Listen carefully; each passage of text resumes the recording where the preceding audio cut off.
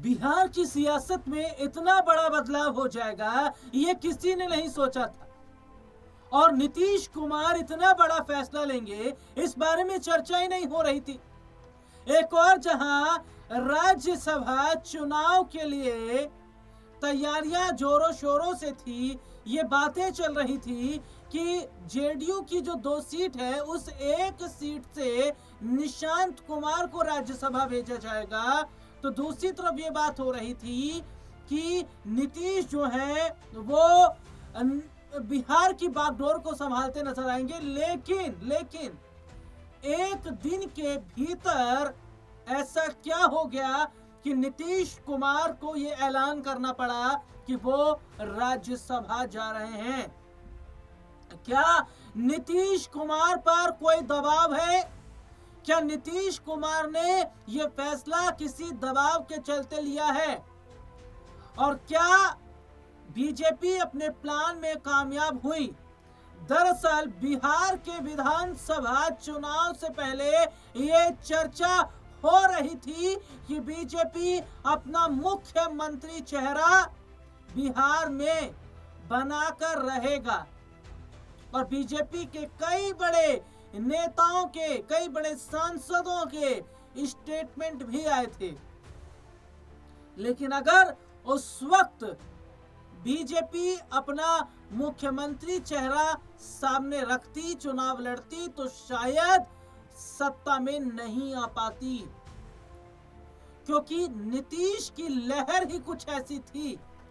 और क्या मामले को भांपते हुए, सियासी स्थितियों को भांपते हुए यह फैसला लिया गया कि अभी नीतीश का मुख्यमंत्री पद पर रहना, उनके चेहरे पर चुनाव लड़ना ही ठीक रहेगा, क्योंकि इस वक्त दूध जल रहा है और अगर जलता दूध पिया तो जीभ जल जाएगी। और आहिस्ता आहिस्ता क्या बीजेपी ने अपना कदम आगे बढ़ाया और सब कुछ सेट हो जाने के बाद बीजेपी ने आखिरकार वो कर ही दिया जो बहुत पहले से जिसकी बात चल रही थी। देखिए, ऐसे बदलाव नहीं किए गए हैं। नितिन नवीन को बीजेपी का राष्ट्रीय अध्यक्ष बनाया गया, बिहार से उठाकर उन्हें दिल्ली की तरफ लाया गया। ये महज एक संजोग नहीं था, ये एक लंबी राजनीति की पारी थी, जो पारी बीजेपी धीरे धीरे खेल रही थी ताकि गोल अपने पाले में आ सके।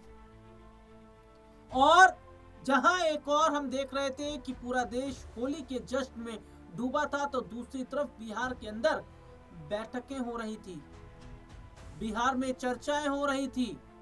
और बिहार में जो बैठक हुई है, उस बैठक में यह फैसला ले लिया गया कि नीतीश कुमार अब बिहार से उठकर दिल्ली की तरफ जाएंगे। अब वो राज्यसभा की कुर्सी को संभालेंगे। ये फैसला जेडीयू के कई विधायक ऐसे थे जिन्हें नहीं पता था, लेकिन जब खुद नीतीश कुमार ने इस बात पर कंफर्मेशन दे दी तो पार्टी में बवाल छिड़ गया। पार्टी के लोग सड़कों पर उतर आए हैं और वो कह रहे हैं कि हम नीतीश कुमार को राज्यसभा नहीं जाने देंगे, नीतीश कुमार बिहार में ही रहेंगे। ये सरदर्द बन गया है, ये सरदर्द बन गया है एनडीए के लिए, क्योंकि नीतीश के विधायकों की बात ये भी है कि ये बीजेपी की चाल है। हालांकि अब जेडीयू के अंदर जो बगावत विधायकों के द्वारा कर दी गई है, जो विधायक बट रहे हैं, एक तबका इधर एक तबका उधर, इससे मामला बहुत ज्यादा खराब हो रहा है, इससे स्थितियां बहुत ज्यादा खराब हो रही हैं। नीतीश कैसे इन चीजों को संभालेंगे? और तो और ये तक देखा जा रहा है कि बीजेपी ने नए सीएम पद को लेकर भी बड़ा फैसला कर लिया। कई ऐसे नाम हैं जो चर्चाओं में हैं, लेकिन बीजेपी देखिए ये जोड़ तोड़ की राजनीति तो जानती है। और देखिए, सबसे बड़ी बात अगर मैं कहूं तो शतरंज कि सबसे बड़े बादशाह अगर कोई है ना सियासी शतरंज के, तो वो मोदी और शाह। और ये एक ऐसे बादशाह हैं जो भविष्य की चीजों को देखकर अपनी चाल चलते हैं। ऐसे नहीं नितिन नवीन को बीजेपी का राष्ट्रीय अध्यक्ष बनाया गया, ऐसे नहीं नीतीश कुमार को राज्यसभा भेजा जा रहा है, ऐसे नहीं अचानक जगदीप धनखड़ से इस्तीफा लिया गया था, ऐसे नहीं उत्तर प्रदेश में स्वामी अभिमुक्तेश्वरानंद के कंधे पर बंदूक रखकर चलाई जा रही है। बहुत कुछ इन दिनों सियासी जो स्थितियां हैं वो सियासी गलियारों में बहुत कुछ हो रहा है और बीजेपी बहुत सोच समझकर काम करती है, बहुत सोच समझकर गेम खेलती है। उसे पता है कि इसका फ्यूचर पर क्या असर पड़ेगा। लेकिन एक लंबे युग का अंत जो है वो सब समाप्त हो रहा है। नीतीश कुमार बिहार के मुख्यमंत्री, इतने लंबे समय तक वो सीएम कुर्सी पर रहे, बागडोर संभाली। जब जब सत्ता परिवर्तन हुआ तब तब नीतीश मुख्यमंत्री की कुर्सी पर बैठे, चाहे सरकार आरजेडी की हो, चाहे वो बीजेपी के साथ का गठबंधन हो, हर बार मुख्यमंत्री चेहरा नीतीश रहे। लेकिन क्या अब इस परंपरा को बीजेपी ने वाकई बहुत सोच समझकर तोड़ दिया और नीतीश कुमार पर दबाव भी नहीं है। मैं निशांत कुमार की भी चर्चा करूंगा, लेकिन एक रिपोर्ट जरा मैं अपने दर्शकों को बताऊंगा कितनी बार मुख्यमंत्री रहे नीतीश कुमार और कैसे बिहार की सत्ता को उन्होंने संभाला। ये रिपोर्ट आप देखिए। मुख्यमंत्री नीतीश कुमार भारतीय राजनीति के प्रमुख नेताओं में से एक हैं और वह बिहार के सबसे अधिक बार मुख्यमंत्री बनने वाले नेताओं में गिने जाते हैं। वह अपने लंबे राजनीतिक करियर में कई बार अलग अलग राजनीतिक परिस्थितियों और गठबंधनों के साथ मुख्यमंत्री पद तक पहुंचे हैं। उनकी राजनीति में सबसे खास बात यह रही कि उन्होंने समय समय पर अलग अलग दलों के साथ मिलकर सरकार बनाई और सत्ता संभाली। नीतीश कुमार पहली बार साल 2000 में मुख्यमंत्री बने। 2000 बिहार विधानसभा चुनाव के बाद 3 मार्च 2000 को उन्होंने मुख्यमंत्री पद की शपथ ली थी। उस समय उन्होंने बीजेपी के साथ सरकार बनाई थी। उनकी पार्टी समता पार्टी को 34 सीटें और सहयोगी भारतीय जनता पार्टी को 67 सीटें मिली थी, लेकिन विधानसभा में बहुमत साबित न कर पाने के कारण उन्हें केवल 7 दिन बाद यानी 10 मई 2000 को इस्तीफा देना पड़ा। वहीं इसके बाद साल 2005 में हुए चुनावों के बाद नीतीश कुमार दूसरी बार मुख्यमंत्री बने। अक्टूबर 2005 बिहार विधानसभा चुनाव में उनकी पार्टी जनता दल को 88 सीटें मिली, जबकि भाजपा को 55 सीटें प्राप्त हुई। इस तरह एनडीए गठबंधन को कुल मिलाकर 143 सीटें मिली और 24 नवंबर 2005 को नीतीश कुमार ने दूसरी बार मुख्यमंत्री पद की शपथ ली। इस कार्यकाल में उन्होंने 5 साल तक सरकार चलाई। साल 2010 में हुए बिहार विधानसभा चुनाव में नीतीश कुमार के नेतृत्व में एनडीए को बड़ी जीत मिली।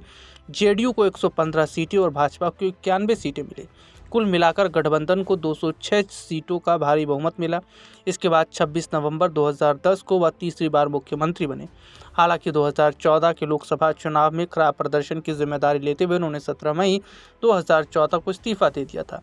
फरवरी 2015 में उस समय के मुख्यमंत्री जीतन राम मांझी के इस्तीफे के बाद नीतीश कुमार चौथी बार मुख्यमंत्री बने और 22 फरवरी 2015 को शपथ ली।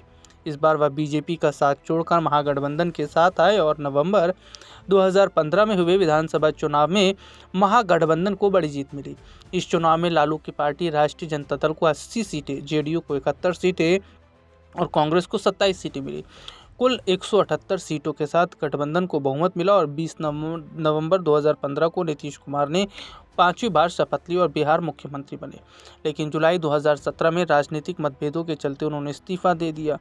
इस्तीफे के तुरंत बाद उन्होंने फिर से भाजपा के साथ गठबंधन किया और 27 जुलाई 2017 को छठी बार मुख्यमंत्री पद की शपथ ली। इसके बाद साल 2020 में हुए विधानसभा चुनाव में एनडीए को फिर से बहुमत मिला। इस चुनाव में जेडीयू को 43 सीटें, भाजपा को 74 सीटें, हिंदुस्तानी अवाम मोर्चा को 4 सीटें और विकासशील इंसान पार्टी को 4 सीटें मिली। इसके बाद 16 नवंबर 2020 को नीतीश कुमार 7वीं बार मुख्यमंत्री बने। अगस्त 2022 में उन्होंने भाजपा से अलग होकर फिर से महागठबंधन के साथ सरकार बनाई और 10 अगस्त 2022 को 8वीं बार मुख्यमंत्री पद की शपथ ली। इसके बाद जनवरी 2024 में उन्होंने एक बार फिर राजनीतिक समीकरण बदला और भाजपा के साथ गठबंधन कर लिया। 28 जनवरी 2024 को वह 9वीं बार बिहार के मुख्यमंत्री बने और वर्तमान में भी वो इसी पद पर हैं, लेकिन अब उन्होंने मुख्यमंत्री पद से इस्तीफा देने का जो कोई फैसला कर लिया है और राज्यसभा की तरफ जाने का जो फैसला किया है, इससे उनके जो विधायक है वो नाराज बताए जा रहे हैं। ये रिपोर्ट आपने देखी जिसमें विस्तार से मैंने अपने दर्शकों को दिखाया। मैं निशांत कुमार की बात कर रहा था, जो नीतीश कुमार के बेटे। दरअसल निशांत कुमार को लेकर भी काफी समय से चर्चाएं हो रही थी। बात यह हो रही थी कि क्या निशांत कुमार पॉलिटिक्स में एंट्री करेंगे या फिर ये बातें यूं ही चलती रहेंगी, क्योंकि बिहार के विधानसभा चुनाव से पहले निशांत कुमार को लेकर बहुत सारी बातें हो रही थी, बहुत सारी चर्चाएं हो रही थी। ये कहा जा रहा था कि निशांत को राज्यसभा भेज दिया जाएगा, क्योंकि कोई छोटा मोटा पद उन्हें नहीं देना चाहते हैं नीतीश। लेकिन नीतीश ने सबको चौंका दिया है। और अब मैं बात कर रहा हूं निशांत की, तो निशांत को डिप्टी सीएम बनाने की बात चल रही है। यह खबर निकलकर सामने आई है कि बीजेपी की तरफ से ऑफर दिया गया है कि वो चाहे तो निशांत को डिप्टी सीएम बना सकते हैं। लेकिन एक चीज समझिएगा, जो पावर होती है ना साहब, वो एक मुख्यमंत्री के पास होती है, और मुख्यमंत्री के पास जो पावर होती है वो डिप्टी सीएम के पास पावर नहीं होती है। और अगर निशांत को डिप्टी सीएम बनाया भी गया और बीजेपी ने अपना सीएम बनाया और बड़े मंत्रालय उनके पास रहे, तो फिर निशांत तो एक नाम मात्र के डिप्टी सीएम रह जाएंगे। यानी कि चलिए ठीक है, मैंने आपकी बात को मान लिया और ये है। तो यहाँ इस वक्त भारतीय जनता पार्टी के हाथ में पूरी बाजी है। हालांकि मैं अपने दर्शकों को ये भी बता दूं, ये बाजी खराब हो सकती है, क्योंकि जेडीयू के विधायक इस वक्त बगावत कर चुके हैं और कर रहे हैं। उन्होंने सड़कों पर उतरकर प्रोटेस्ट किया है। सड़कों पर उतरकर प्रोटेस्ट करना, सड़कों पर उतरकर नारेबाजी करना, नीतीश को राज्यसभा जाने से रोकना, नीतीश के राज्यसभा जाने से नाराज होना, ये तमाम चीजें हैं जो इस वक्त निकलकर सामने आ रही हैं। तो क्या नीतीश ने सब कुछ तय नहीं किया था, या ये सब कुछ जो हो रहा है ये सब बीजेपी के इशारे पर हो रहा है साहब? ये सब बीजेपी के इशारे पर हो रहा है। क्योंकि ये बात हम इसलिए कह रहे हैं क्योंकि जेडीयू के ज्यादातर विधायकों को इस बारे में नहीं पता था। और जो बैठक की बात हो रही है, इस बैठक में चंद लोग मौजूद थे। तो क्या जैसा सोच रही थी भारतीय जनता पार्टी, क्या वैसा ही होता नजर आया? और जेडीयू के अंदर में अगर बात करूं तो दो फाड़ है, क्योंकि विधायकों की नाराजगी नीतीश का खेल बिगाड़ सकती है। देखिए नीतीश इस वक्त अगर मैं कहूं तो वो सब कुछ जो है अब उन्होंने बीजेपी को सौंप दिया है। क्योंकि इस वक्त जो फैसले हो रहे हैं ना, चाहे वो निशांत को डिप्टी सीएम बनाने को लेकर हो, नीतीश को राज्यसभा भेजने को लेकर हो, या बीजेपी के अपने सीएम बनाने को लेकर हो, ये सब कुछ एक प्री प्लान है साहब। ये सब कुछ बीजेपी तय कर रही है। ये सब कुछ बैठे बैठे तय किया जा रहा है और तय किया गया है, कर लिया गया है।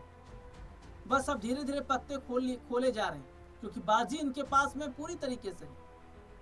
अब यहाँ पर मैं अपने दर्शकों को बताऊं कि क्या निशांत अगर डिप्टी सीएम रहेंगे, ये उनको बनाने की जो बात चल रही है, क्या ये मात्र एक औपचारिकता रहेगी कि नीतीश का मन खुश रहे?